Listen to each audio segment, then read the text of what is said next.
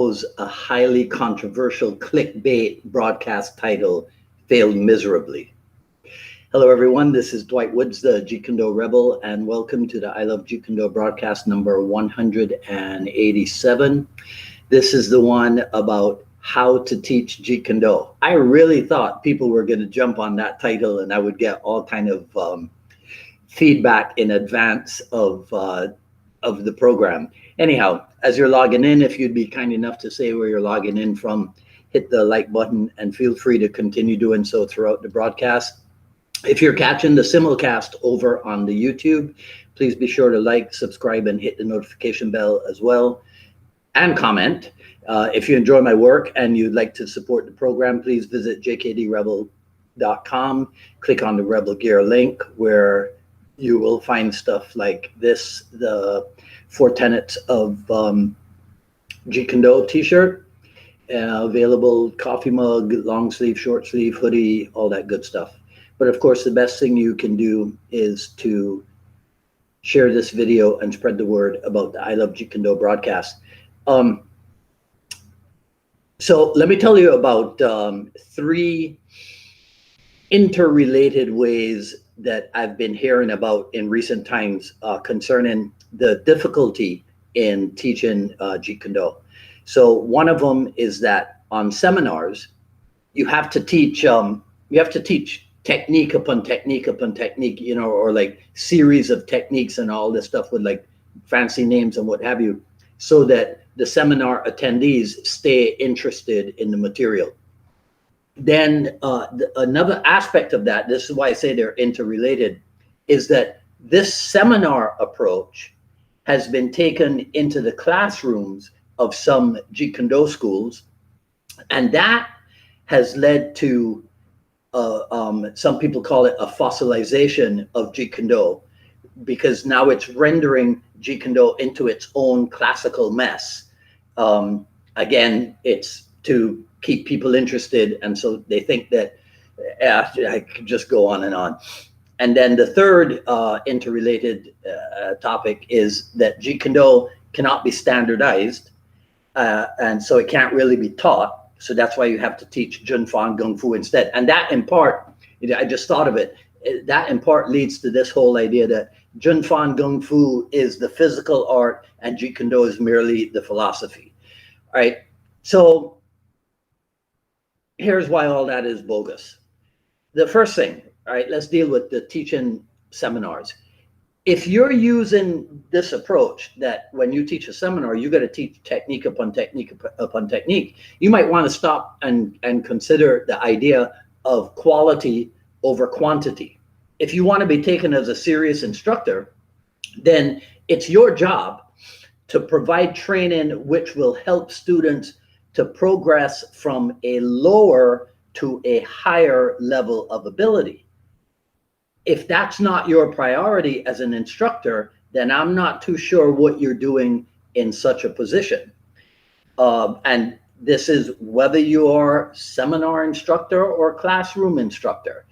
The thing about the classroom is that it's compounded when you do that. When you take the seminar curriculum and now you make it your classroom curriculum, I can tell you for sure from personal experience that this has been a problem in some JKD schools going back decades. I can remember my early adventures with an organized curriculum. So we had requirements for Jun Fan, we had requirements for Muay Thai, we had requirements for Kali, we had requirements for Wing Chun, we had requirements for Silat, and on and on and on. And at that time, I was also teaching the staff at a Taekwondo school. They were part of my morning group. And so I got a look at the behind the scenes. And when I saw their Taekwondo curriculum, and I saw how they had this much in their curriculum, and I had this much in my curriculum, I knew that something was wrong. The funny thing is that around that same time, the professional martial art consulting companies were saying to these schools, to like the Taekwondo schools, that whatever it is they were teaching as curriculum, that they should cut it in half. So, I mean, I was flabbergasted because they had so little but they were now being told to cut that little bit into half. So I realized that my curriculum was top heavy, which was a similar problem to what some of those schools had in their early days, meaning that there was so much material on the front end that after someone had been with you for a few years, there was very little left. There was very little material left to introduce, and it shocked the you know what out of me to discover that that was an issue that Jun Ri and those Taekwondo guys had. I could not believe that they had a problem like that. Simply because they were like the pinnacle of martial arts success and what have you. The greater problem with that top heaviness is that even if you had shown students a lot of stuff, a lot of material, that didn't mean that they were proficient in any of it. So something, as they say, something had to give. And that's when I realized that we would all be better served being guided by principle rather than being guided by technique. So paying attention to JKD guidelines like stages of a technique, for example, right? Recognizing that stage one, and again, there's variations in this, right? So stage one, synchronization with self, or the teaching of the right form, that can be interpreted as building high levels of coordination and proper technical execution in somewhat of a shadow boxing format or doing solo work, right? Because it's synchronization with self. Stage two, synchronization with opponent, or the building up of precision, rhythm, while augmenting speed progressively. So this is where now opponent can mean training partner, of course, the person who is providing, to coin a popular term, is providing resistance, right? By feeding you in the way that he or she feeds the equipment, or working with you in glove drilling in a mostly cooperative manner, right? Stage three, now this is where there's variation, and I'll tell you how to find out about that in a little bit. Stage three is known in some places as the timing and the ability to seize an opportunity when offered. So this means that you are now working with a not as previously cooperative partner, and again, providing you different levels of resistance, to use that ever popular term. Stage four, application under fighting condition, is again, resistance all the way up to full contact sparring or full contact drilling, which is considered the crucible in JKD training. Now I say full contact drilling or full contact sparring because keep in mind that in some JKD schools, their train of thought is that sparring does not equate to self-defense. Okay, so their training is a little bit different, but it is still full contact. It's just that they don't put an emphasis on sparring the way they put an emphasis on self-defense scenarios.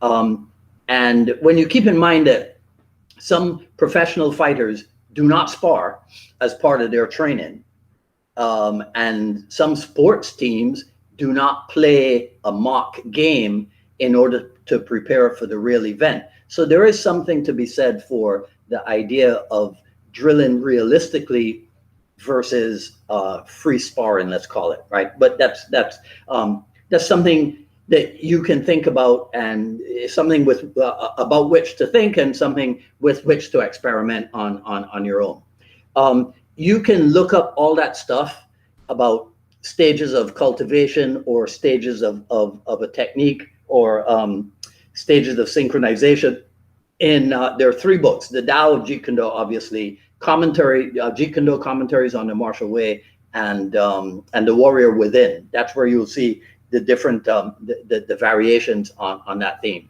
right? Another thing to consider, and I'll finish up with this, is what Bruce Lee said to Taki Kimura, and I showed this just Do I have it here? No, I think I don't have it here. No, okay, all right, well, no problem, right? But this is in Letters of the Dragon. When he wrote, first and foremost, I'd like to impress a most important rule of teaching in your mind, and that is the economy of form. Follow this rule. Listen to this. This is Bruce Lee writing to Taki Kimura in the 1960s. Follow this rule, and you will never feel like you have to add more and more so-called sizzling techniques to keep our students interested. And he goes on to say, this program of teaching not only provides an endless routine of instruction, but a most efficient lesson plan that will bring results to all students. I've tested them here in LA, and disregard how little we show each time, the students' interest is kept up because they have to eliminate the extra motions involved, and they feel great doing it. So the idea is what Bruce Lee calls economy of form. So that means you can take any single technique, any combination of techniques in an offensive or a counter-offensive setting. And as long as you are working on economy of form, as long as you're working on the economy of motion, the suddenness in your movement, you'll always have material to work on. Genius, I think, right? So you can take another look at this, the stages of cultivation stuff, because I did it, let me see. It was I Love Jeet Kune broadcast number 133. So this was a while ago, but it dealt specifically with the topic of stages of a technique. It was one of my better broadcasts, if I do say so myself. Right? Okay. So what say you? Do you see how you can take just a few simple techniques, let's call it, right, and work the stuffing out of them at whatever level of student ability you're working with, in whatever combat skill you're working with, whether in a seminar setting or a school setting? Did I make it clear? If not, feel free to say something in the comments and we can discuss it further, right? So let me know what you think, and in the comments below. That's all I got to say about this video. If you like what you heard, please comment, rate, subscribe, and hit the notification bell. Follow me on Twitter at Dwight Woods and on Instagram at Dwight D. Woods. On Friday the 30th, I'm pretty sure, right? I may have messed this up, but I'll rectify to the best of my ability. I should be on with Keith Vargas of man, I really messed up on this one. So I'll straighten it out and I'll send you guys a notification tomorrow. But I am hoping to talk with Mr. Vargas at 6 p.m. on Friday. All right, today, if you can't already tell, is a yellow day. There we go. All right, so I'll see some of you on Friday. No matter what happens, we will have a show on Friday at 6 p.m. If not, I'll see you next week for another issue of the I Love Jeet Kune broadcast. Until then, this is Dwight Woods, the Jeet Kune Rebel, signing off. You guys enjoy the rest of your day. Take care. Talk soon.